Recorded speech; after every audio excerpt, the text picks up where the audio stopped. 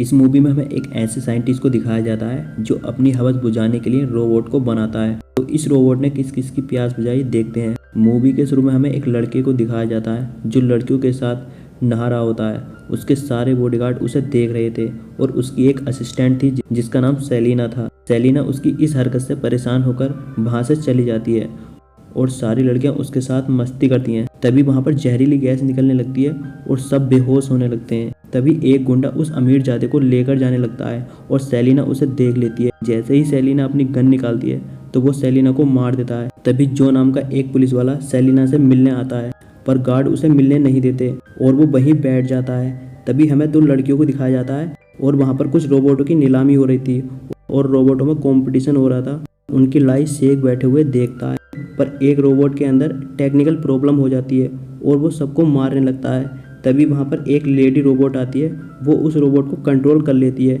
ये देखकर शेख बहुत खुश होता है और ये रोबोट सारा का होता है। शेख कहता है हम तुम्हारे इस रोबोट से बहुत खुश हुए। तभी कुछ पुलिस वाले वहाँ पर आते हैं। शेख से कहते हैं तुम्हारे बेटे ट्रेस को किसी ने किडनैप कर लिया है। शेख कहता है ये झूठ है। तभी पुलिस वाले उसे वीडियो दिखाते हैं। शेख कहता है मैं इस आदमी को जानता हूँ, इसका नाम सागामोटो है। ये मेरे साथ रोबोट बनाना चाहता था पर मैंने मना कर दिया था। सागामोटो कहता है तुमने मुझे ठुकराकर ज़िंदगी की सबसे बड़ी भूल की है। तभी सागामोटो अपनी आत्मा रोबोट में डाल देता है। सागामोटो कहता है शेख अगली बारी तेरी है। तभी सारा कहती है तुम फिक्र ना करो, हम तुम्हारे साथ हैं। तभी सारा कहती है हम अपने रोबोट उसे बचाने भेजेंगे। पुलिस वाला कहता है ये काम रोबोट नहीं कर सकता। तभी सारा कहती है मेरी असिस्टेंट ऐना भी एक रोबोट है इंसानी खाल में। तभी पुलिस वाला कहता है मुझे यकीन नहीं हो रहा। तभी ऐना अपना मुंह चीरकर अपनी मशीन दिखाती है। ये देखकर शेख हैरान हो जाता है। सारा कहती है सागामोटो की तरह एक और रोबोट बनाने के लिए एक डेड बॉडी की ज़रूरत पड़ेगी। तभी पुलिस वाले सेलिना की बॉडी दे देता है और सारा सेलिना की बॉडी को अपनी लैब में ले जाती है और उसकी बॉडी में रोबोट के सारे फंक्शन को इंस्टॉल कर देती है। जब सेलिना को होश आता है तो वो अपने आप को जिंदा देखकर बहुत खुश हो जाती है। तभी सारा कहती है मैं एक डॉक्टर हूँ और ये मेरी असिस्टेंट ऐना है। पर सेलिना को अब भी यकीन नहीं होता कि वो जिंदा है। तभी सारा उसे सेलिना की रियल बॉडी दिखाती है और ये देखकर उसे यकीन हो जाता है कि वो वाकई मर गई है। सेलिना कहती है तुमने मुझे क्यों बचाया। सारा कहती है हमारे पास कोई और रास्ता नहीं था जिससे हम सागामोटो को मार सकें। तभी ऐना कहती है तुम्हें तो खुश होना चाहिए कि तुम पुलिस का साथ दे रही हो। तभी वहाँ पर जो आता है और सेलिना को कुछ फूल देता है और सागामोटो एक बार में जाता है। वहाँ पर वो एक लड़की को देखता है। सागामोटो उसके तरबूजों के अंदर कुछ पैसे रख देता है। तभी वहाँ पर उस लड़की का बॉयफ्रेंड आता है और वो सागामोटो से कहता है अगर तुम्हें उसके साथ टपाटप करनी है तो मुझे 1000 रुपये देने होंगे। सागामोटो कहता है मैं सिर्फ 100 रुपये दूंगा। ये सुनकर वो गुस्से में हो जाता है और सागामोटो उसे मार देता है और सागामोटो उसे अपने घर ले जाता है और उसके साथ टपाटप करता है और एंटीमेट होते हुए उसे काफ़ी टाइम हो जाता है। वो लड़की कहती है तुम अभी तक थके नहीं। सागामोटो एक रोबोट था इसलिए वो थकने का नाम नहीं ले रहा था और वो उस लड़की को खिड़की से फेंक देता है। तभी ऑफिसर कहता है सारा और ऐना इस केस में हमारा साथ देंगे। तभी सारा ऐना का इंट्रो करवाती है और कुछ पुलिस वाले ऐना से लिपट जाते हैं। जो सेलिना को एक होटल में ले जाता है और दोनों बातें करने लगते हैं। जो कहता है आज तुम्हारा जन्मदिन है। सेलिना कहती है मैं तो भूल ही गई थी। जो एक केक मंगाता है। तभी दोनों डांस करने लगते हैं और इसके बाद कहानी टपाटप पर आ जाती है। पर जो को ये नहीं पता था कि सेलिना एक रोबोट है, इसलिए सेलिना जो का पसीना निकाल देती है। तभी पुलिस वाले कहते हैं हमें ऐसा क्या करना चाहिए जिससे सागामोटो पकड़ जाए। जो कहता है अगर हमने कुछ नहीं किया तो हम नौकरी से हाथ धो बैठेंगे। जो कहता है हमारे पास 3 खूबसूरत घोड़ियाँ हैं। तभी वहाँ पर सारा आ जाती है। जो को इस बात का पता था कि सागामोटो एक बहुत बड़ा हफ्सी है, इसलिए वो ऐना को सागामोटो के पास भेजने का फैसला करता है। तभी वो लोग एक कमरे में कैमरा लगा देते हैं ताकि जब सागामोटो ऐना के साथ एंटीमेट हो तो वो उसे पकड़ लें। दरअसल उन पुलिस वालों ने होटल के बाहर लिखा था मुझे बड़ा सा बड़ा हथियार चाहिए। पुलिस कैमरे में ये सब देख रहे थे। तभी वहाँ पर एक आदमी आता है और वो उस लिखे हुए को पढ़ लेता है। तभी वो अंदर बैठे आदमियों से कहता है मुझे बढ़िया माल चाहिए। वो लोग कहते हैं 300 रुपये लगेंगे और वो आदमी उन्हें 300 रुपये देता है।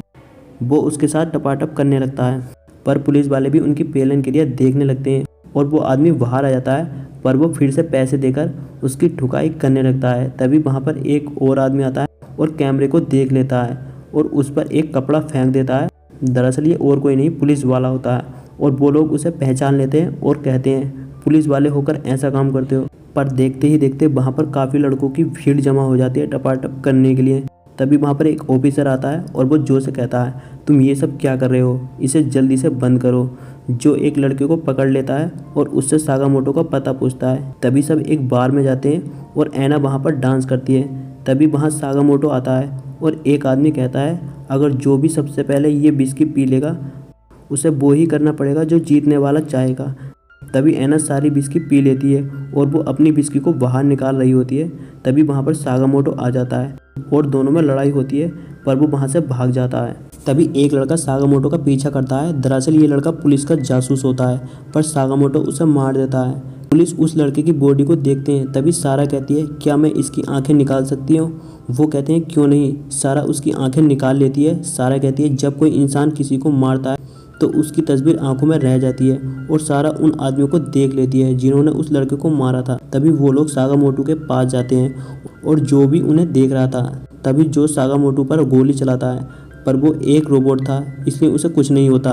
तभी ऐना एक सिलेंडर फेंकती है और एलिना गोली चलाती है, जिससे सागामोटो का हाथ टूट जाता है और एलिना को चोट लग जाती है। तभी जो सारा से मिलना चाहता है, पर ऐना कहती है एलिना एक रोबोट है। जो को यकीन नहीं होता, इसलिए ऐना सेलिना के पास ले जाती है। सारा ऐना की डैमेज पार्ट को ठीक कर रही थी। अब जो को सब कुछ पता चल जाता है। इधर सागामोटो अपने हाथ को रिपेयर कर रहा था और वो सेक के लड़के के पास जाता है, उसे टॉर्चर करता है। तभी सेलिना जो से कहती है, मैं चाहे अंदर से रोबोट हूँ, तुम मेरे साथ इंटीमेट हो सकते हो। जब सब लोग कार से जा रहे होते हैं तो सागामोटो उन पर हमला करता है और एक पुलिस वाले को मार देता है। सब पुलिस वाले उस पर गोली चलाते हैं, पर वो भाग जाता है और शेख पुलिस से कहता है, मुझे मेरा लड़का चाहिए, उसे जल्दी मेरे पास लाओ। तभी सागामोटो एक कमरे में जाता है, पर वहाँ पर बेड पर पुलिस लेटी होती है। सागामोटो एक गार्ड को मार देता है। दरअसल वो सेलिना को मारने गया था, पर पुलिस उसे जाल में बंद कर देते हैं, पर सागामोटो वहाँ से भाग जाता है। तभी वहाँ पर और पुलिस आ जाती है, पर वो उन पर बम से हमला करता है और पुलिस उसे गोलियों से भून देती है और उसकी गर्दन को लैब में ले जाते हैं और उसकी गर्दन बोलने लगती है। सारा कहती है, शेख के लड़के का पता बताओ, और वो उसका पता बता देता है। जब सब पुलिस वाले शेख के लड़के को ढूंढने जाते हैं तो एक लड़की लैब में कुछ काम कर रही थी और सागामोटो की बॉडी उड़ जाती है और वो अपनी गर्दन को जोड़ लेता है और उस लड़की को बांधकर उसके साथ इंटीमेट होने लगता है।